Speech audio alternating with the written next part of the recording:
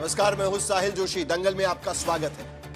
आज का दंगल बंगाल के चुनावी रण पर होगा, क्योंकि बंगाल में कल पहले चरण की वोटिंग होनी है। 16 जिलों की 152 सीटों पर कल मतदान है। सुरक्षा के बेहद सख्त इंतजाम है, ऐसे इंतजाम जो इससे पहले कोई भी चुनाव में शायद नहीं देखे गए होंगे। चुनाव आयोग ने एहतियातन कई और कदम भी उठाए हुए हैं, जो पहली बार सिर्फ बंगाल में ही दिखाई दे रहे हैं, जिन्हें लेकर टीएमसी को शिकायतें भी है। और इस बीच एक और अपडेट यह हुआ है कि एसआईआर में जिन 27 लाख वोटर्स के वोटिंग अधिकार फंस गए थे, उसमें से आंकड़ा याद रखिएगा 136 वोटर्स को ही फिलहाल सही पाया गया है और वो अब कल के मतदान में शामिल हो सकेंगे। टीएमसी ये तमाम सवाल उठा रही है। चुनाव से पहले ट्रेनों और बसों में भरकर बाहर से लाए जा रहे लोगों को लेकर टीएमसी ने शिकायत भी की है। उधर बंगाल में आखिरी दिन तक बीजेपी के सीएम से लेकर केंद्रीय मंत्री अमित शाह तक की रैलियां हुई हैं। बंगाल के शहरों में टीएमसी पर कट मनी लेने का आरोप लगाते हुए स्कैनर वाले पोस्टर भी लगा दिए गए। सीएम योगी ने टीएमसी की गुंडागर्दी की तुलना आतंकवाद से की है, तो अमित शाह ने चुनाव के बाद गुंडाराज खत्म करने का दावा भी किया है। इससे पहले बंगाल की चुनावी सियासत में मंदिर, मस्जिद, काली काबा, मार्च, भात तमाम मुद्दे उठाए जा चुके हैं। लेकिन ऐसे में सवाल यह है कि बंगाल के 3 करोड़ से अधिक मतदाता कल क्या फैसला करते हैं। क्या एसआईआर का मुद्दा वोटिंग में बड़ा फैक्टर हो सकता है? टीएमसी ने इस चुनाव के पहले से ही लेवल प्लेइंग फील्ड नहीं होने पर सवाल उठाए हैं और चुनाव आयोग पर भी पक्षपात के आरोप लगाए हुए हैं। इन तमाम सवालों और आरोपों पर आज के दंगल में हम चर्चा करेंगे, लेकिन पहले यह रिपोर्ट देखते हैं।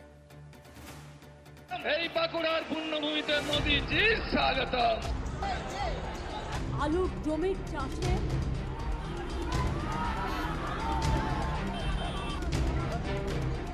बंगाल के चुनावी महासमर में पहले दौर के मतदान का काउंटडाउन चल रहा है। वोटर्स के अखाड़े में बीजेपी कानून व्यवस्था के पत्ते फेंट रही है, तो टीएमसी ईडी सीबीआई के दुरुपयोग के सवाल उठाती है। बीजेपी विकास और रोजगार के सवाल उठा रही है, तो टीएमसी चुनाव आयोग के पक्षपात का आरोप लगाती है। बीजेपी बंगाल में मंदिर, मस्जिद, काली काबा वाले सवाल उठाती है, तो टीएमसी खान पान, माछ, भात से लेकर बंगाली अस्मिता का मुद्दा उठाती है। फैसला बंगाल के मतदाताओं को करना है, उन्हें बीजेपी के बदलाव वाले वादों पर भरोसा है या 15 साल के ममता राज पर, क्योंकि 23 अप्रैल को बंगाल के 16 जिलों की 152 विधानसभा सीट पर 3,07,77,171 मतदाता 1,478 उम्मीदवारों की किस्मत का फैसला करेंगे। इंडस्ट्री गई है, भाजपा के कारण इस सिंडिकेट वाले गुंडे बंगाल छोड़कर जाएंगे। उधर चुनावी अखाड़े में बीजेपी और विपक्षियों के बीच एक साथ कई मोर्चों पर जंग चल रही थी। कहीं सुप्रीम कोर्ट में ईडी बना ममता बनर्जी वाले मुकदमे में तर्कों की जंग छिड़ी, कहीं बंगाल में दीवारों पर टीएमसी के नाम से चिपकाए गए स्कैनर पोस्टर के जरिए हमला था, कहीं वोटिंग से ठीक पहले टीएमसी की पूर्व सांसद नुसरत जहां को राशन घोटाले में ईडी का समन मिल रहा था, तो कहीं बीजेपी के नेता चुनाव आयोग से खरगे की शिकायत करने पहुंचे कि उन्होंने प्रधानमंत्री को आतंकवादी कह दिया। टीएमसी टेरर का प्रतीक बन गई है। टीएमसी माफिया राज का प्रतीक बन गया है। टीएमसी के गुंडे उनसे गुंडा टैक्स वसूली करते हैं। जो अराजकता यहां पर देखने को मिल रही है, इसी प्रकार की अराजकता 2017 के पहले यूपी के अंदर भी हुआ करती थी। उपद्रव था, कर्फ्यू था, दंगा था, गुंडा था और हर व्यक्ति को गुंडा टैक्स टीएमसी की ही सहयोगी दल समाजवादी पार्टी को देने, उनके गुंडों को देने के लिए मजबूर होना पड़ता था। उधर टीएमसी की अपनी शिकायतें हैं। मसलन चुनाव के ठीक पहले देश के दूसरे हिस्सों से ट्रेनों में भर भर कर लोग बंगाल के लिए निकले हैं। इसे टीएमसी ने आदर्श आचार संहिता का उल्लंघन बताया। डायमंड हार्बर विधानसभा केंद्र 143 पुलिस ऑब्जर्वर पार्मर स्मिथ पुरुषोत्तम दास কি চান লোকটা? পুলিশ অবজারভারের তো নিরপেক্ষ থাকার কথা, তার থাকার কথা আলিপুরে আইপিএস মেসে সরকারি আবাসনে ব্যবস্থা করা হয়েছিল, কারণ ওটা তো ব্যবস্থা হবে একজন যিনি ওই হোটেলে থাকার সময় দেখা যাচ্ছে তিনি 142 মগরাহাট পশ্চিম বিধানসভা কেন্দ্রের বিজেপি প্রার্থী গৌর ঘোষের সঙ্গে ব্যক্তিগত বৈঠক করছেন। टीएमसी इस चुनाव में चुनाव आयोग के ऊपर भी पक्षपात के तमाम आरोप पहले से लगा रही है। अब फहरिस्त तैयार कर चुकी है। तमाम राज्यों के चुनाव के बीच ऐसा पहली बार हुआ कि चुनाव आयोग ने वोटिंग से पहले मोटरसाइकिल की सवारी पर शर्तें लगाई हैं। मतदान के दिन के बाद भी ड्राई डे रखा है। चुनाव कर्मी से लेकर माइक्रो ऑब्जर्वर और फोर्सेज तमाम लोगों के ऊपर बॉडी कैमरा लगा दिया गया। तमिलनाडु में 23 अफसर बदले, बंगाल में 483 तबादले कर दिए। ऊपर से एसआईआर के बहाने करीब 27 लाख लोगों को वोट देने से वंचित कर दिया गया। हालांकि पता चला कि 27 लाख में से 136 मतदाता को आखिरकार वोट देने का मौका मिल गया, क्योंकि आखिरी सुनवाई में उनकी जीत हुई। वोटिंग से ठीक पहले एक और खुलासा कलकत्ता हाईकोर्ट में हुआ। चुनाव आयोग की गुप्त रिपोर्ट के आधार पर बंगाल में 800 टीएमसी नेताओं की सूची तैयार की गई है। एक जनहित याचिका पर सुनवाई के दौरान आयोग ने अदालत में बताया कि ये सूची मतदान के दिन अराजकता रोकने के लिए तैयार की गई है, लेकिन सामान्य परिस्थिति में किसी को गिरफ्तार करने के निर्देश नहीं है। गोपनीय रिपोर्ट पर एहतियातन ये सूची बनाई गई। इन तमाम सियासी दाव पेच के बीच अब बंगाल के फैसले की बारी है। सुबह 7 बजे से बंगाल के मतदाता वोट डालेंगे। आज तक ब्यूरो। इस बार की बंगाल की लड़ाई ऐसी है कि जिस तरीके से बीजेपी के लिए हार या जीत का फैसला सिर्फ तय नहीं करेगी, या टीएमसी के लिए हार या जीत का फैसला तय नहीं करेगी, लेकिन राज्य की आगे की राजनीति की दिशा भी तय कर सकती है। और इसीलिए दोनों तरफ से लगातार इस बात को लेकर सवाल उठाए जा रहे हैं कि आखिरकार सही कौन है और गलत कौन है। क्या वहां पर सिस्टम का गलत इस्तेमाल किया जा रहा है राज्य में ममता बनर्जी की तरफ से और केंद्र से भारतीय जनता पार्टी की तरफ से, जैसा टीएमसी आरोप लगा रही है।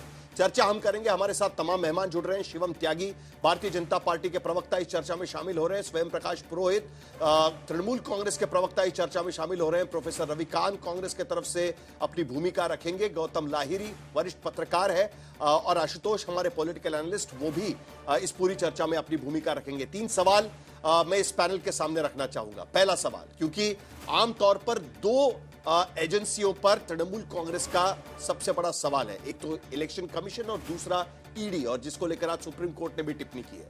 पहला सवाल हमारा इसी एसआईआर को लेकर होगा, क्योंकि क्या एसआईआर का मुद्दा बंगाल के वोटिंग में सबसे बड़ा फैक्टर हो सकता है। आज ट्रिब्यूनल्स ने सिर्फ 136 लोगों को क्लियर किया है। अभी भी 26,95,000 से ज्यादा केसेस की सुनवाई वहां पर होनी है।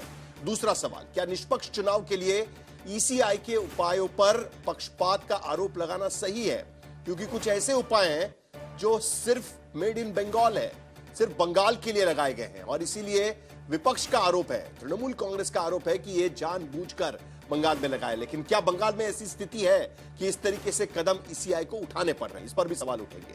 तीसरा सवाल, क्या आखिरी सुनवाई के लिए लंबित करीब 27 लाख वोटर्स के साथ न्याय हो पाया, क्योंकि कल वोटिंग है।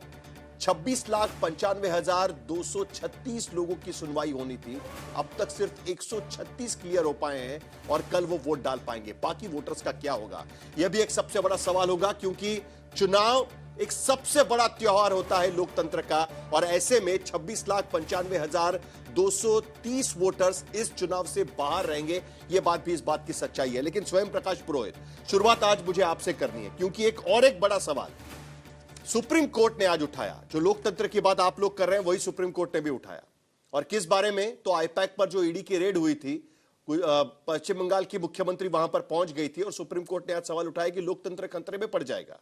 सिस्टम को खतरे में डाल दिया आपकी मुख्यमंत्री ने।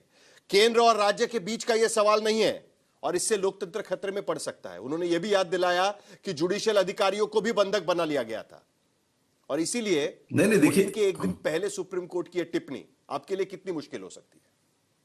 नहीं देखिए, सुप्रीम कोर्ट हो चाहे या सुप्रीम कोर्ट की जो टिप्पणी है, आप सुप्रीम कोर्ट ने जो सवाल उठाया फेडरल स्ट्रक्चर का, बहुत महत्वपूर्ण सवाल है। फेडरल स्ट्रक्चर को बचाने की सबसे महत्वपूर्ण जिम्मेदारी केंद्र में बैठी जो नरेंद्र मोदी की सरकार है, भारतीय जनता पार्टी की सरकार है, एनडीए की सरकार है, उनकी बनती है। सबसे पहले उनकी बनती है कि आपको निष्पक्ष तरीके से, जहां पर आपकी सत्ता है वहां पर ईडी सीबीआई का प्रयोग कैसे करते हैं। आप भ्रष्टाचार के मुद्दों की बात करते हैं, सबसे ज्यादा भ्रष्टाचारी तो भारतीय जनता पार्टी के नेता लोग हैं। हेमंत बिस्व शर्मा, अजीत पवार जी चले गए, जिनका नाम प्रधानमंत्री जी ने स्वयं रखा था, शुभेंदु अधिकारी, कितने नेताओं का नाम लूं मैं? पहले तो आप ठीक है, मुझे इस बात मैं पर भ्रष्टाचार- प्रतिक्रिया दे दीजिएगा मुद्दा स्वयं प्रकाश भ्रष्टाचार- पुरोहित, नहीं, जो नहीं, सुप्रीम नहीं, कोर्ट ने नहीं, आज कहा है उस पर प्रतिक्रिया दे दीजिएगा। मुद्दा किस नहीं, बात को सुप्रीम लेकर कोर्ट- था कि ममता बनर्जी ने जो आईपैक पर रेड हो रही थी उस वक्त जाके मुख्यमंत्री वहां पर खड़ी हो गई और ईडी का आरोप था कि जो सबूत थे, जो कंप्यूटर के हार्ड डिस्क या बाकी सारी चीजें थी वो लेकर वो चली गई वहां से। अब सुप्रीम कोर्ट ये सवाल उठा रहा है कि क्या ये ठीक है, ये गलत है, वो कह रहा है ये लोकतंत्र पर हमला है। फैसला दिया है। नहीं, सुप्रीम कोर्ट की टिप्पणी आई है, कोई फैसला नहीं आया है, अगली सुनवाई पर टाला जा रहा है। मगर क्या मुझे बताइए, ईडी का जिस तरह से एक रवैया है विपक्षी नेताओं पर, वो क्या सही है? क्या 800 से ज्यादा तृणमूल कांग्रेस के कार्यकर्ता कर्मियों की लिस्ट दी गई है, उनको भी अभी घेरे में डाल दिया गया है। नरेंद्र मोदी और अमित शाह की सरकार ने पश्चिम बंगाल लेकिन वोटिंग से एक दिन पहले इस तरीके की टिप्पणी आपके लिए भारी नहीं पड़ेगी? पहले ही वहां पर बीजेपी कह रही है कि लॉ एंड ऑर्डर पूरी तरीके से खत्म हो चुका है बंगाल के भीतर, और दूसरी तरफ सुप्रीम कोर्ट टिप्पणी करता है कि ये ठीक नहीं है जो हुआ उस दिन। ये पश्चिम बंगाल की लिटरेट जनता है, पढ़ी लिखी है, उनको पता है क्या हो रहा है और कैसे केंद्र सरकार एक तानाशाही रवैया अपनाकर लोकतांत्रिक तरीके से चुनी हुई ममता बनर्जी की सरकार को डिसमेंटल करने के लिए ये काम कर रही है। और इसका जवाब 4 मई को ममता बनर्जी को चौथी बार मुख्यमंत्री बनाकर शिवम पश्चिम बंगाल त्यागी, की जनता दे देगी। तृणमूल कांग्रेस के प्रवक्ता तो कहते हैं कि भाई ये तो आदेश नहीं है, ये टिप्पणी है और इससे कोई फर्क नहीं पड़ेगा।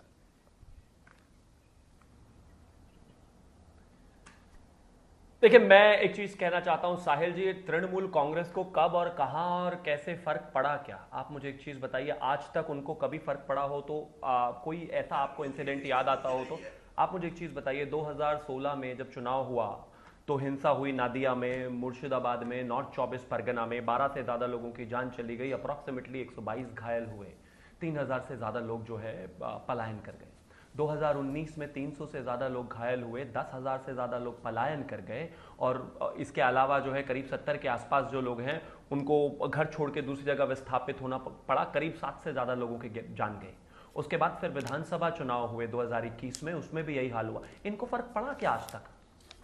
क्यों बंगाल में ही 700 सीएपीएफ की कंपनीज भेजनी पड़ रही हैं? क्या उत्तर प्रदेश में चुनाव नहीं होता, दिल्ली में चुनाव नहीं होता, पंजाब में चुनाव नहीं होता, मध्य प्रदेश में चुनाव नहीं होता, राजस्थान में चुनाव नहीं होता? कहां चुनाव नहीं होता भाई इस देश में? एक राज्य का यह हाल कर दिया आपने जहां हम कभी सरकार में आए ही नहीं, कि वहां चुनाव नहीं हो पा रहे हैं। ये इस देश के लिए और ममता बनर्जी के लिए अपने आप में टीएमसी पर कलंक है कि जिस राज्य में आप इतने लंबे समय से सत्ता में हैं, वहां आप चुनाव नहीं होने दे रहे। भारतीय जनता जवाब दीजिए, बिना चुनाव के, भारतीय बिना चुनाव के आपके नहीं लगने देंगे बिना चुनाव के आप 3 से 77 पर पहुंच गए। क्या बात कर रहे हो शिवम भाई? साहिल जी, आप चाहते हैं कि पहले कमेंट में मैं उनके बीच में चिल्लाना शुरू कर दूं? आपके एमपी जीत करके स्वयं प्रकाश जी बीच में नहीं, उनको अपनी बात रखने दीजिएगा, उनका ओपनिंग रिमार्क हो जाने दीजिए प्लीज। नहीं प्लीज स्वयं प्रकाश जी, उनका ओपनिंग रिमार्क हो जाने दीजिए ना, आपको जवाब का मौका मिलेगा, रिबेटल आपको भी मौका मिलेगा। शिवम त्यागी, थैंक यू। अगर चुनाव के बाद 10,000 लोग राज्य छोड़कर चले जाएं और आप इसको कहते हैं कि बहुत शांति से चुनाव हुआ, तो माफ कीजिए भाई, आप कहीं किसी और दुनिया में हैं। अगर चुनाव के बाद पिछली 3 विधानसभा चुनाव से, लोकसभा चुनाव से एक भी चुनाव जो है शांतिपूर्ण तरीके से नहीं हो सका, पोस्ट पोल हिंसा को नहीं रोका गया, हालात इतने खराब हो गए, लोगों की जान गई, केसेस को सीबीआई जांच कर रहा है, तो माफ कीजिए, फिर आपको अगर यह लगता है कि यह शांतिपूर्ण चुनाव है तो भगवान ही मालिक है आपका। फिर आप एक काम करिए कि अभी कुछ दिनों बाद उत्तर प्रदेश में चुनाव आएंगे, वहां पर आके देखिए, दिल्ली देखिए, तमाम जगह देखिए चुनाव कैसे होते हैं। अरे लड़ाई सामने विचारधारा की लड़ाई है, लोगों को मार दोगे। वो ये कह रहे हैं चुनाव तो होता है बंगाल के भीतर, लेकिन लेवल प्लेइंग फील्ड नहीं होने का आरोप जो आप लगा रहे हैं वो दरअसल विपक्ष को, यानी बंगाल के भीतर जो विपक्ष है उसको लगाना चाहिए। लेवल प्लेइंग फील्ड उनको नहीं मिलता है चुनाव लड़ने के। मैं आपको एक नहीं, ये चुनाव बिना लड़े अभी तक इनकी 3 सीटों से 77 तक पहुंचे बिना चुनाव में जनता के वोटों के। इनका बोलने का मतलब है चुनाव नहीं हुआ, जनता ने इनको नकार दिया, सच्चाई ये है। और अभी भारतीय जनता पार्टी बौखला गई है क्योंकि इनकी बैसाखी पर चल रहे हैं। ये 240 नंबर से इनके पास केंद्र में, और ये बंगाल को जीतने का एक सुगुफा छोड़ रहे हैं। धरातल पर इनके पास में बूथ में बैठने के लोग नहीं है। सुनिए, झाड़ग्राम, गोपी बल्लभपुर, निताई, ये सब गांवों में दोपहर में 11 बजे के बाद में लोग निकला नहीं करते थे वामपंथी शासन में। ये भूल जाते हैं माओवादियों का इतिहास, उसको ममता बनर्जी ने खत्म किया। जिस इलाके में नरेंद्र मोदी ने मूड़ी खाई है ना, जहां पे डेवलपमेंट की बात हो रही है, वहां पर जो पिच रेडी है वो ममता बंदोपाध्याय की हुई है। मगर ममता बनर्जी और ममता बंदोपाध्याय के टाइटल में लॉजिकल डिस्क्रिपेंसी खोजने वाले शिवम त्यागी या भारतीय जनता पार्टी के नेताओं को यह नहीं पता चलता है कि 27 लाख लोगों के नाम लॉजिकल डिस्क्रिपेंसी के नाम पर उन्हें वोट देने के अधिकार से छीन लिया गया। वो चुनाव आयोग वाले मुद्दे पर मुझे आना है। सुप्रीम कोर्ट ने कभी इस पर नहीं कहा, लेकिन अभी तक आपने इस बात का जवाब नहीं दिया जो बात हम नीचे चला रहे हैं। सुप्रीम कोर्ट की टिप्पणी से क्या आपको फर्क पड़ेगा, इसका जवाब अभी तक आपने स्वयं प्रकाश जी नहीं दिया हुआ है। वो लॉजिकल डिस्क्रिपेंसी पे मैं आऊंगा क्योंकि वो भी आज की बड़ी खबर है। सुप्रीम कोर्ट की टिप्पणी सुनिए, सुप्रीम कोर्ट की टिप्पणी बहुत हुई है। सुप्रीम कोर्ट के फैसलों पर चुनाव नहीं होता है, चुनाव जनता देती है अपने मुद्दों पर। शिवम त्यागी आपका जवाब, उसके बाद प्रोफेसर रविकांत के पास चलेंगे। जी ठीक है, थैंक यू। देखिए साहिल जी, 16 जिलों की 159 सीटों पर अभी चुनाव है पहले चरण में। प्लीज बीच में मत बोलिए। 152 आदरणीय प्रधानमंत्री जी के नेतृत्व में मैं सिर्फ बंगाल की जनता से, प्लीज आप इनको रोक दीजिए। 152 रुक जाइए, इनको रोक दीजिए प्लीज। आप बीच में क्यों बोले जा रहे हैं? अच्छा समझ में आ गया, चलिए 152 समझ में आ गया, करेक्शन हो गया, करेक्शन हो गया, करेक्शन हो गया, करेक्शन हो गया। शिवम त्यागी प्लीज, स्वयं प्रकाश प्लीज, प्लीज स्वयं प्रकाश जी, शिवम त्यागी 152 हो गया। 152 सीटों पर चुनाव है। आदरणीय प्रधानमंत्री जी के नेतृत्व में मैं बंगाल की जनता से यही आह्वान करना चाहता हूं, अगर अपने त्योहार शांति से मनाने हैं तो आदरणीय प्रधानमंत्री जी के नेतृत्व में भाजपा को वोट दीजिए। अगर घुसपैठियों को भगाना है तो भारतीय जनता पार्टी को वोट दीजिए। अगर शांति चाहिए तो भारतीय जनता पार्टी को वोट दीजिए। अगर चुनाव शांति से निपटे और उसके बाद भी सुकून रहे और कोई गुंडा आपके घर में आकर आपको परेशान ना कर पाए तो भारतीय जनता पार्टी को वोट दीजिए। आपने लेफ्ट को भी जांचा, आपने कांग्रेस को भी जांचा, आपने टीएमसी को भी जांचा। ये भारतीय जनता पार्टी आदरणीय प्रधानमंत्री जी के नेतृत्व में एक बार मौका देकर देखिए किस तरीके से ये गुंडे, मवाली, ये गैंगस्टर्स, ये घुसपैठिए या तो सरेंडर करेंगे या जेल जाएंगे। मैं एक चीज और कहना चाहता हूं, यहां पर सिर्फ इतनी सी बात है, ये कैसे टिप्पणी करेंगे सुप्रीम कोर्ट की बात पर? 7 जुडिशियल अधिकारियों को, जिसमें से 4 महिलाएं हैं, दिन के उजाले में आप बंधक बना ले रहे हो। जिस राज्य में जजेस बंधक बन जा रहे हो वहां जनता का क्या हाल होता होगा? ममता बनर्जी ने अभी अधिकारियों को कहा कि कौन अधिकारी कहां पर है, क्या कर रहा है, मुझे सब पता है, मैं सब देख रही हूं। किसको धमका रहे हो? वो इसके 26 अलावा लाख अभिषेक बनर्जी ने कहा आदरणीय गृह मंत्री जी को कि अगर 10 सेकंड और दे दीजिए, उस पर 26 लाख पर भी आऊंगा। आदरणीय गृह मंत्री जी को कहा कि अगर हिम्मत है, एक बाप के बेटे हैं, तो बंगाल में 4 तारीख की दोपहर 12 बजे तक रुक कर दिखाइएगा। किसको धमका रहे हो भाई? घुसपैठियों को तो आई लव यू है और देश के जो गृह मंत्री हैं उनको धमका रहे हो। भाजपा वहीं रहने वाली है। गृह मंत्री जी 4 तारीख को प्रोफेसर रविकांत, वाले हैं। आपने दोनों की सुनी है। आज की स्थिति में 2 चीज पर आपकी जल्दी से मुझे टिप्पणी चाहिए। कांग्रेस पार्टी की टिप्पणी इस पर बहुत जरूरी है। लेवल प्लेइंग फील्ड किसके लिए नहीं है, बीजेपी के लिए या टीएमसी के लिए? नंबर 1। नंबर 2, ईडी की रेड पर आखिरकार आज सुप्रीम कोर्ट की टिप्पणी, ये क्या बताती है? देखिए साहिल जी, पहली बात तो ये है कि चुनाव आयोग की भूमिका कोई पहले चुनाव में संदेहास्पद नहीं है। बिहार के चुनाव में या इसके पहले लोकसभा के चुनाव में बार बार इस देश के तमाम लोगों ने, तमाम बुद्धिजीवियों ने और तमाम पार्टियों ने इस बात को बार बार रेखांकित किया कि चुनाव आयोग की भूमिका एक तरह से ठीक नहीं है, निष्पक्ष नहीं है। अभी सूरत से साहब स्पेशल ट्रेन चलाई जा रही है, तमाम जगह से लोगों को लाया जा रहा है। क्या ये मॉडल कोड ऑफ कंडक्ट का वायलेशन नहीं है? प्रधानमंत्री जी की भाषा क्या रही है, गृह मंत्री जी की भाषा क्या रही है, आज ही इस चुनाव में ही नहीं, इसके पहले के चुनावों में। लेकिन रविकांत जी, मैं आपसे इस पर एक पूछना चाहता हूं, एक बात मैं पूछना चाहता हूं। आपको भी पता है कि बंगाल के कई सारे लोग बाहरी राज्यों में काम करते हैं, मुंबई में करते हैं, सूरत में करते हैं, देश के अलग अलग हिस्सों में काम करते हैं। अगर उन्हें वोटिंग देने के लिए अगर वापस बंगाल जाना है तो क्या नहीं जाना चाहिए? और जब मैं बंगाल गया था तब देखा कि पहले से ही लोग वहां पर आकर बैठे हुए हैं वोट करने के लिए। बिल्कुल जाना चाहिए, लेकिन मतदाताओं को जाना चाहिए। उनके लिए कोई पॉलिटिकल पार्टी स्पेशल ट्रेन चलाए या उनको बसों से लेकर के जाए, ये मॉडल कोड ऑफ कंडक्ट का वायलेशन है सीधे तौर पर। ये आप भी जानते होंगे बखूबी, और इस देश के जो सचेत नागरिक है वो भी जानते हैं। लेकिन भारतीय जनता पार्टी का न कोई सिद्धांत है, और चुनाव आयोग पार्टी की तरह एक काम कर रहा है। कौन कह सकता है कि साहब चुनाव आयोग निष्पक्ष है? एसआईआर को लेकर के क्या सवाल नहीं है? आपने इतने लाख लोगों को चुनाव से वंचित कर दिया। ये कैसे हो रहा है कि जब एसआईआर की प्रक्रिया पूरी नहीं है और आप चुनाव की तारीखों का ऐलान कर, वो ट्वीट अभी लोग भूले नहीं होंगे अमित मालवीय का, जहां तारीख है पहले अमित मालवीय बता देते हैं, चुनाव आयोग तारीख बाद में देता है। इस देश के लोग ना अंधे हैं ना बहरे हैं, ये भूल जाएं। हाँ, ये जरूर है कि आपके हाथ में चूंकि सत्ता है तो आपके हाथ में ईडी सीबीआई है, आप सबका दुरुपयोग कर रहे हैं, लेकिन ये बात को शायद भूल रहे हैं। एक बड़ा मुद्दा जो प्रोफेसर रविकांत यहां पर लाने की कोशिश कर रहे हैं, बंगाल पर खास नजर चुनाव आयोग की नजर आती है, और जिन मुद्दों पर बातचीत होनी चाहिए उन मुद्दों को छोड़ के निष्पक्ष चुनाव करने के चक्कर में जो खास नियम सिर्फ बंगाल के लिए बनाए गए हैं, वो जरा एक बार नजर डाल लेते हैं। ये नियम तो आज तक मैंने जितने चुनाव किए वहां तो मैंने ये नियम नहीं देखे थे। आई एम श्योर कि आप भी अलग अलग राज्यों में गए होंगे आपके पार्टी के लिए। ये कौन सा नियम है कि 6 बजे से लेकर शाम को 6 बजे तक आप मोटर बाइक पर नहीं जा सकते?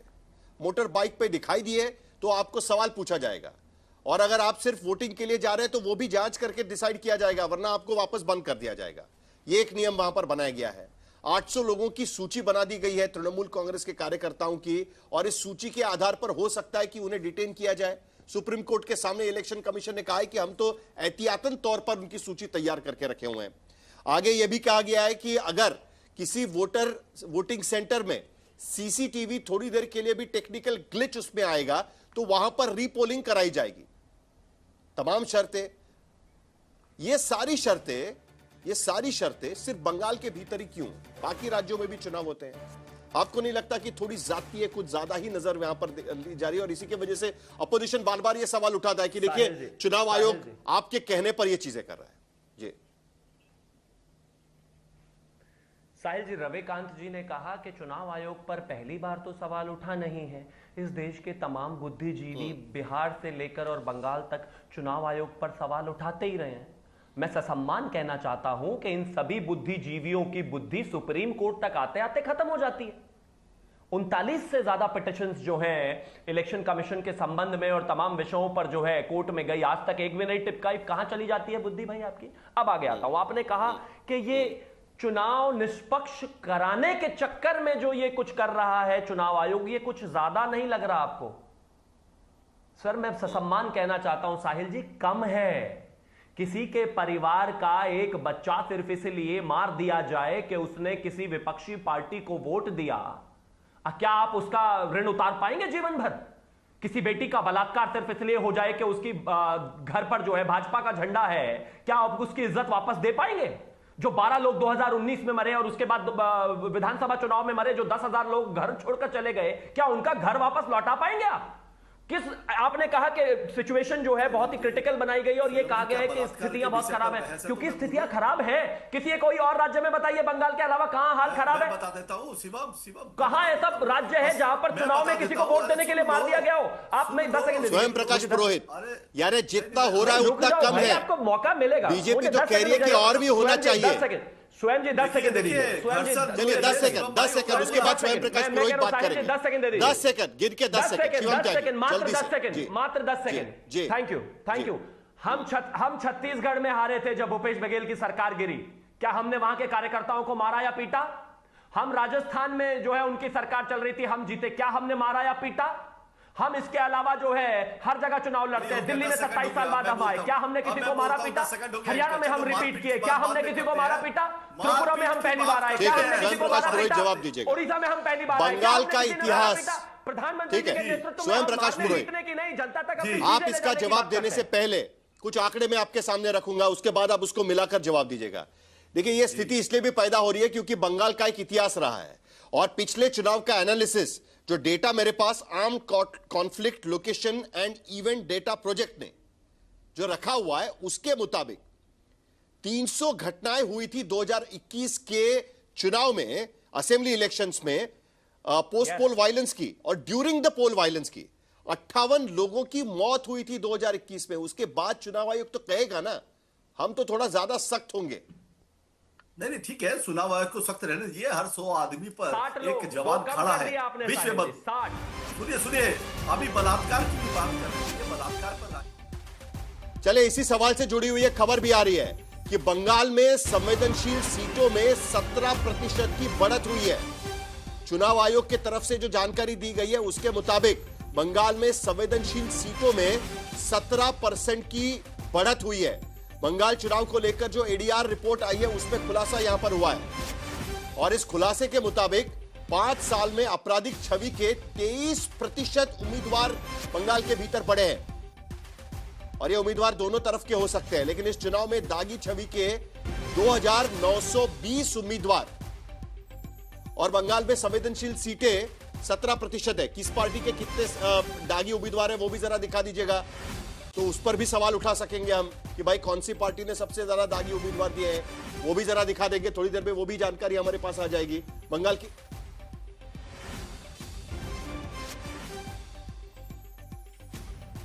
तो उसका भी डेटा हमारे पास आ जाएगा, लेकिन स्वयं प्रकाश पुरोहित जरा आप जवाब दे दीजिएगा, क्योंकि ये इतिहास रहा है बंगाल का। 300 वायलेंट इवेंट्स 2021 के चुनाव में, 58 डेथ्स पिछले चुनाव में। नहीं आप पश्चिम बंगाल में जो चुनावी हिंसा होती है ये एक इतिहास है, इसका मैं इसको दरकिनार नहीं करता हूं। उसके पहले के चुनाव में भी हुई है, मैं इसको डिनाई नहीं करता हूं। झाड़ग्राम, जंगल महल, ये सब जो इलाके थे वहां पर लोगों को वोट देने का अधिकार तक नहीं दिया जाता था, मगर ममता बनर्जी ने नो आईडी नो वोट की मांग की थी। तब लोकतंत्र की बात कर रहे हैं। जब छोटा था मुझे पता है वामपंथी शासन में झंडा तक लगाने नहीं दिया जाता कांग्रेस पार्टियों को। जब ममता बनर्जी कांग्रेस पार्टी में थी झंडे लगाने नहीं दिए जाते थे, मार के काट के फेंक दिया जाता था। उसको ममता बंदोपाध्याय ने बहुत, आप बड़े होने के बाद भी 2021 के चुनाव में 300 लोगों पर वायलेंट 300 घटनाएं हुई है 2021 के चुनाव में, चुनाव के दौरान के वायलेंस की 60 लोगों की जान गई है 2021 के चुनाव में। शीतलकुची में जब मिलिट्री वाले 4 लोगों को वोट देने जा रहे उन पर गोलियां मारेंगे तो क्या करेगी जनता? गरीब जनता, गांव में रहने वाली सेना के जवान उन पर वोटर को लाइन में खड़ों पर शीतलकुची में 4 से 5 लोगों को गोलियों से भून दिया। ये क्या है भाई? ये देश का चुनाव है। 100-200 से ज्यादा लोग तो ऑलरेडी मर चुके हैं। आप 58 लोगों की बात कर रहे हैं। ये एसआईआर की प्रक्रिया में 200 लोग मर चुके हैं, 200 लोग। ये हत्याओं की जवाबदेही कौन देगा? ये जो साइलेंट किलिंग हो रही है, लोग परेशान है कि मेरा वोटर लिस्ट में नाम नहीं है, मेरे को बीएलओ आकर के कब स्लिप देगा, मैं कब अपना वोट दूंगा। 27 लाख लोगों को आपने लाइन में खड़ा कर दिया है, 1,33,00,000 खड़ा किया, 27 लाख अभी तक बचे हुए हैं। अनुच्छेद 326 आपको कहता है आपको वोट देने का अधिकार हर नागरिक को है, मगर शिवम त्यागी नहीं मानते हैं। आपकी तानाशाही है। बलात्कार की बात में मुझे फिर आप मौका नहीं देंगे, मैं बलात्कार के बारे में बोलना चाहता हूं क्योंकि मेरे भाई बहुत देर से बोल रहे थे। एक मिनट जरा ये खबर देख लीजिएगा। जो दागी उम्मीदवार है उसमें बीजेपी के 71% उम्मीदवार दागी है और 23% दागी उम्मीदवार तृणमूल कांग्रेस की तरफ से दिए गए। एडीआर का रिपोर्ट जो अभी हम चला रहे थे, 17% संवेदनशील सीटें बढ़ी हुई है। 71% भारतीय जनता पार्टी के उम्मीदवार दागी है। तृणमूल कांग्रेस से के उम्मीदवार जो है वो 23% उसमें नजर आते हैं। पिक्चर क्लियर है। 71% दागियों को वोट देने के लिए, वोट मांगने के लिए 39%, माफ करिएगा, तृणमूल कांग्रेस के 39%। संतोष पाठक, शिवम त्यागी जवाब दीजिए। चलिए, कितने चार्जेस हैं संतोष पाठक पर? कितने चार्जेस? मैं उनके बीच में नहीं बोला, मेरा निवेदन है साहिल जी आपको उनको रोकना पड़ेगा। साहिल जी आपको उनको रोकना 10 सेकंड उनको दीजिए, 10 सेकंड के बाद आप बात करिए। प्लीज आप उनको रोके। मेरे को बोल लेने दीजिए। एक मिनट शिवम त्यागी, उनको जवाब खत्म करने दीजिए। चलिए, जवाब नहीं, एक मिनट शिवम त्यागी, सुन लो। देखो ये जो बात कर रहे हैं दागियों की, राकेश होगा ही नहीं। अब इसके अलावा संतोष पाठक, तो अब नहीं क्यों मर्डर का आरोपी जिसने मर्डर किया है उस आरोपी को आप टिकट देते हैं और आप बात करते हैं, हंस रहे हैं टीवी चैनल पे और आप बोलते हैं गुंडागर्दी खत्म कर देंगे।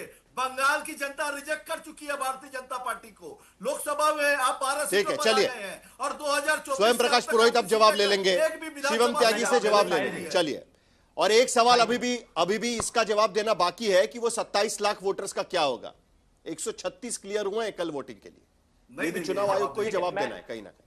चलिए, ये चुनाव आयोग यही है। टीएमसी के प्रवक्ता ने थैंक यू, अब मैं जवाब देता हूं। टीएमसी के प्रवक्ता ने कहा कि मैं मानता हूं दंगों का और इस तरह की चीजों का, हत्याओं का, हिंसा का चुनाव के दौरान इतिहास रहा है बंगाल में। आपको बदलने के लिए वोट मिला था भाई, क्या किए? हमें बदलने के लिए वोट मिला था। जब हम हिंदुस्तान की सरकार में आए, नक्सलवाद इस देश के 200 जिलों में था, पूरा रेड कॉरिडोर था, जितनी सी जगह में रह गया खत्म कर दिया है सारा का सारा। भीड़ का हिस्सा बनने नहीं आए, बदलने आए हैं उसको।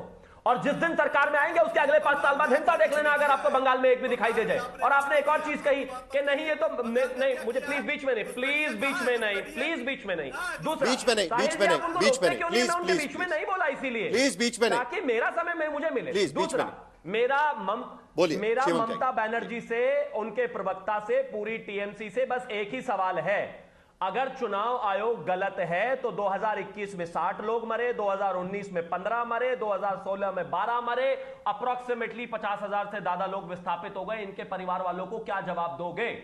अगर आप इतने लंबे टेन्योर रहे और चुनाव भी सही से नहीं करा पाए तो फिर आपकी जिम्मेदारी क्या है? और अब आता हूं आपके एडीआर की रिपोर्ट पर। भारतीय जनता पार्टी से तो इस समय अगर मतलब भारतीय जनता पार्टी का तो कोई 5-7 साल का, 10 साल का, 12 साल का बच्चा चला जाएगा ना, ये उस पर भी केस लगा देंगे, क्योंकि यही तो कर रहे हैं वो लोग, यही कर रहे हैं वो लोग। वो 71% जो है वो गलत केसेस के वजह से है, आपका कहना है। तृणमूल कांग्रेस भी यही कहने की कोशिश कर रही है, जो ईडी का एक्शन हो रहा है वो गलत तरीके से हो रहा है। पक्षपात वाला चुनाव नहीं, निष्पक्ष चुनाव कराने की जिम्मेदारी होती है केंद्र सरकार की। ठीक है, चलिए जल्दी से एक प्रतिक्रिया प्रोफेसर रविकांत से, जो ईडीआर का रिपोर्ट है, और उसके साथ साथ चुनाव आयोग को लेकर जो सवाल उठाया जा रहा है। 136 नाम सिर्फ क्लियर हुए हैं, 27 लाख लोग इंतजार कर रहे हैं इस बात का ट्रिब्यूनल के सामने। नहीं, ये बहुत गंभीर सवाल है चुनाव आयोग के समक्ष कि मान लीजिए कि कल को वो सही वोटर पाए जाते हैं, तब क्या होगा? आप लोकतंत्र में हैं, और जब संविधान लागू हुआ इस देश में सार्वभौमिक मताधिकार दिया गया। हमारे पुरखों ने, डॉक्टर अंबेडकर, नेहरू, गांधी, सबने इस बात को सुनिश्चित किया। यही भारतीय जनता पार्टी है जो संविधान की भी हत्यारी है, लोकतंत्र की भी हत्यारी है, और दरअसल इस देश में गरीबों के वो मताधिकार को छीनना चाहती है, और अपने चुनाव आयोग के जरिए ये करने का ये पूरा खेल रच रहे हैं। प्रधानमंत्री का साहब इधर 3 दिन का विशेष सत्र बुलाया जाता है, फिर देश के नाम संबोधन होता है। ये मॉडल कोड ऑफ कंडक्ट का वायलेशन नहीं है क्या?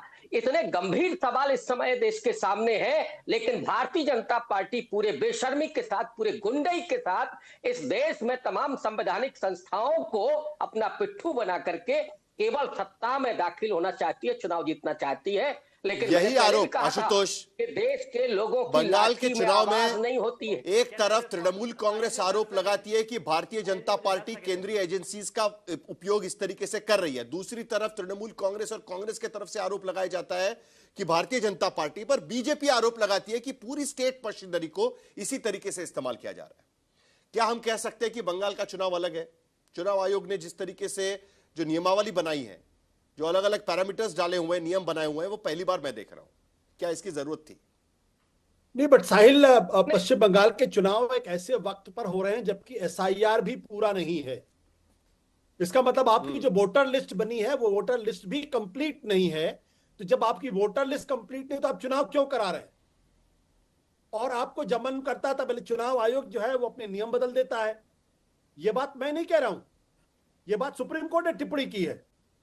सुप्रीम कोर्ट ने सुप्रीम कोर्ट उसको रोक भी नहीं रहा है ना आशुतोष, वो रोक भी नहीं रहा है। सुप्रीम कोर्ट ने पहले कहा कि जो वोटर लिस्ट हुई है उसी पर होगा, जिनका वोटर में नाम नहीं है वो नहीं होगा। फिर अचानक बदल गए और कहा कि आप दोबारा सप्लीमेंट्री लिस्ट निकालिएगा। 136 लोगों की सप्लीमेंट्री लिस्ट निकाली गई है कल के लिए।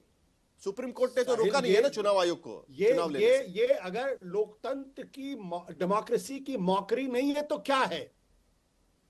हमारा संविधान ये कहता है, ज्यूरिस्प्रूडेंस ये कहता है कि एक भी निर्दोष आदमी विक्टिमाइज नहीं होना चाहिए, भले ही 10 अपराधी छूट जाएं, और यहां पर एक भी वोटर नहीं छूटना चाहिए। सुप्रीम कोर्ट ने खुद टिप्पणी की है 10 तारीख को कि आपने 2002 का नियम बनाया कि उस 2002 के वोटर लिस्ट में अगर किसी का नाम है तो उसको किसी तरीके के डॉक्यूमेंट देने की जरूरत नहीं है। यह सुप्रीम कोर्ट के जस्टिस जयमाला बागची साफ तौर पर कह रहे हैं, और आपने अपने ही नियम में इंप्रोवाइज कर दिया। तो सवाल इस बात को लेकर यह कि ये जो 27 लाख वोटर हैं, जिसके बारे में सुप्रीम कोर्ट ने यहां तक कंसेशन दिया कि आप 21 तारीख तक भी अगर आप अपडेट कर देते हैं तो ठीक है। वहां तो जो ट्राइब्यूनल है वही नहीं बन पाया, कितने लोगों को करेगा? तो मुझे यह बता दीजिए कि नहीं तो दोषी कौन है? दोषी कौन है आशुतोष? दोषी कौन है? मैं अपनी बात कंप्लीट करूं। मैं तो ये कह रहा हूं कि जो ये लोकतंत्र के का मजाक बनाने की जो बात की जा रही है, अगर ये मजाक नहीं है तो फिर क्या चीज है? कि जब वोटर लिस्ट कंप्लीट नहीं है, 27 लाख वोटरों के नाम आपने डाउटफुल कैटेगरी में डाल दिए हैं, और पूर्व मुख्य चुनाव आयुक्त तो ओपी रावत ने साफ तौर पे कहा है कि अगर किसी कॉन्स्टिट्यूएंसी में मान लीजिए कि 7,000 से कैंडिडेट जीता है और वहां वोटर लिस्ट में से जो नाम डिलीट किए वो 10 लाख के आसपास है, जो अभी कंसिडरेशन में है, तो फिर वहां पर क्या होगा? यह बात तो सुप्रीम कोर्ट ने कहा ना, अगर वैसी स्थिति होगी तो हम सोचेंगे। तब सुप्रीम कोर्ट की सुनवाई की वक्त में सोचेंगे तब कहा उन्होंने कि जब होगा तब सोचेंगे कब? सुप्रीम कोर्ट के गो हेड से चुनाव हो रहा है, ये सारा चीज जब लोकतंत्र की हत्या हो जाएगी तब सोचेंगे। मैं तो ये सवाल कर रहा हूं। बोल रहा है सुप्रीम कोर्ट। मैं ये सवाल पूछ रहा हूं भाई कि जब वोटर लिस्ट कंप्लीट नहीं है, 27 लाख वोटर को डाउटफुल लिस्ट में डाल दिया गया है, तो अगर ये लोकतंत्र का मजाक नहीं तो क्या मजाक है? मेरी समझ नहीं आ रही। गौतम लाहिरी, मेनी फर्स्ट, बहुत चीजें ऐसी है बंगाल के चुनाव में जो पहली बार हो रही है। लॉजिकल डिस्क्रिपेंसी पहली बार, चुनाव होने के एक दिन पहले तक वोटर लिस्ट का अपडेशन पहली बार, चुनाव से पहले जिस तरीके के नियम बनाए गए हैं वो पहली बार। क्या ये सारी पहली बार चीजें जरूरत है चुनाव में? बंगाल के चुनाव में बंगाल कोई स्पेशल केस सिनेरियो बन चुका है पूरे देश में। निश्चित तौर पे जो हो रहा है ये तो स्पेशल केस सिनेरियो बना रहा है, और सुप्रीम कोर्ट जो ऑब्जर्वेशन देते हैं वो ऑर्डर में लिखते नहीं है। लेकिन ट्राइब्यूनल बना दिया है, ट्राइब्यूनल के हाथ में कोई क्षमता नहीं है, वो लोग ढूंढ रहे हैं कहाँ है ट्राइब्यूनल।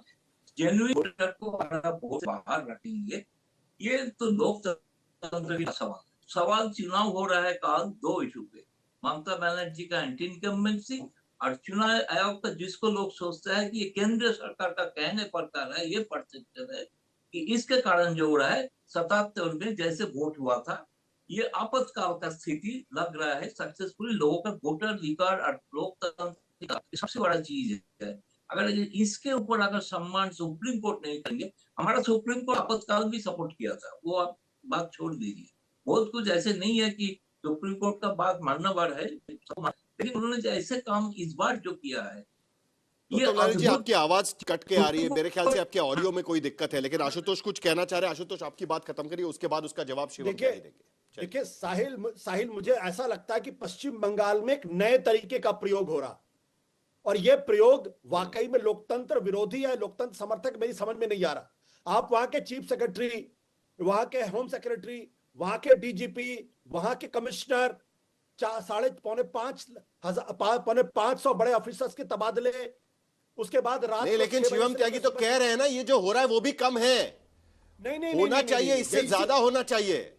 इसीलिए मैं कह रहा हूं कि ये जो प्रयोग पश्चिम बंगाल में किया जा रहा है, ये प्रयोग देश के लिए बहुत अच्छा है या घातक है देखने की बात है। अगर यह प्रयोग कामयाब होता है तो पूरे देश के लोकतंत्र के लिए एक बहुत बड़ा सवाल खड़ा हो जाएगा कि आप ऐसे भी चुनाव करा सकते हैं। सबसे बड़ा सवाल है शिवम त्यागी। पहला, देखिए मैं एक चीज कहना चाहता हूं कि खास तौर पर अगर हम बात करें आशुतोष जी की, तो आशुतोष जी, मेरा और बाकी सभी पैनलिस्टों से एक निवेदन है, आपके लिए एक्सरसाइज शायद बहुत बड़ी होगी, क्योंकि आप अपने एयर कंडीशनिंग रूम में बैठकर इस तरह का डायलॉग कर पा रहे हैं, क्योंकि आप एक डेमोक्रेटिक सरकार के अंतर्गत आने वाले राज्य में बैठकर ये चल पा रहे हैं। वरना तो अगर आपने बंगाल में होकर इस तरह की बातें करके भारतीय जनता पार्टी का झंडा लगा दिया होता या वोट डाल दिया होता, तो परिवार में से कोई एक व्यक्ति चला गया होता, तब आपको समझ में आता इसका वैल्यू क्या है। मैं फिर से वही कह रहा हूं, 60 लोग मरे 21 में, 19 में मरे अप्रॉक्सीमेटली 15 लोग, उससे पहले 16-17 में 12 लोग, इनके परिवार वालों को, और जो परिवार के 50,000 लोग माइग्रेट कर गए, उनके लिए कोई जवाब है या मुंह में दही जम गई है? मैं पूछ रहा हूं, जिस दिन आपको किसी को वोट देने के लिए घर से निकालकर पीटा जाएगा, तभी बंगाल की बात समझ में आएगी क्या? और आगे आना चाहता हूं मैं, 10 सेकंड और दीजिएगा। एक बहुत बड़ी बात राजनीतिक पार्टी के कार्यकर्ता होंगे तभी आप समझ पाएंगे। थोड़ा सा सम्मान जल्दी से जवाब लीजिए शिवम, दोबारा आऊंगा आपके पास। 10 सेकंड सुन लेते हैं ना, आपने कहा कि इसी में बैठ के बोल रहे हैं। एक बार जवाब सुन लेते हैं ना 10 प्लीज। सेकंड। आशुतोष जल्दी ठीक से, है। फिर शिवम तक। साहिल आखिर में शिवम तक ये बोले। देखिए आशुतोष ये खुलेआम लोकतंत्र का गला घोटने की कोशिश है और इसको जस्टिफाई करने की कोशिश की जा रही है। बंगाल को बदनाम करने का प्रयास नहीं किया जाना चाहिए। मैं जवाब दे दूं। बंगाल विवेकानंद की धरती है, बंगाल महर्षि अरविंदो की धरती है, बंगाल शिवम। रविन्द्रनाथ टैगोर की धरती है, बंकिम चंद्र की धरती है। अगर राजनीति बंगाल करते की ऐसी करते कहीं तस्वीर राज्य आप बदनाम ना हो बना जाए। रहे हैं कि ये बंगाल सुनिए। का अपमान है और बंगाल 30 सेकंड है, 30 सेकंड है थैंक यू, आखिरी। Thank you. राज्य बिल्कुल बदनाम नहीं ठीक हो है, सकता। शिवम। 10 सेकंड। राज्य बंगाल की रिजेम्बलेंस गुंडों से नहीं है, रविंद्रनाथ टैगोर से, ईश्वरचंद विद्यासागर से। बंगाल में चार गुंडे अगर कोई गलत काम कर रहे हैं उनको बंगालियों से मत जोड़िए भाई। बंगाल को किसी बदनाम मत घुसपैठिए करिए, को बंगाल को बदनाम मत बंगाली करिए, अलग है और दूसरी एक बंगाल बात को ये कहना बदनाम चाहता मत हूं। करिए। ये बहुत सारी हो गया चीजें बंगाल को बिल्कुल बदनाम नहीं करना। कर रहे हैं। बहुत घुसपैठिए बंगाल को बंगाली बदनाम नहीं है, करना बंद करिए बंगालियों आप को लोग। अलग रखिए। आप कर बंगाल रहे हैं को बदनाम, बदनाम आप करना कर रहे हैं बंद करिए आप बदनाम, लोग। आप कर रहे हैं जिस बदनाम। तरीके से और बंगाल यही को लड़ाई है बदनाम- बंगाल के भीतर आज की स्थिति में। और इसी के बीच कल पहले चरण के चुनाव में वोट डाले जाएंगे बंगाल के भीतर। 152 सीटों पर कल वोटिंग होगी। क्या इस बार इतने सारे नियमों के बाद, चुनाव आयोग के कदम उठाने के बाद, नए नियम बनाने के बाद क्या वायलेंस होता है, उस पर भी नजर बनाए रखेंगे। और वो 26,95,230 वोटर्स का क्या होता है, उस पर भी नजर बनाए रखेंगे। क्योंकि सिर्फ 136 वोटर्स को फिलहाल इजाजत मिल चुकी है, क्योंकि उनकी ही सुनवाई हो पाई। अलग है बंगाल का चुनाव इस बार, आप भी ध्यान रखिए।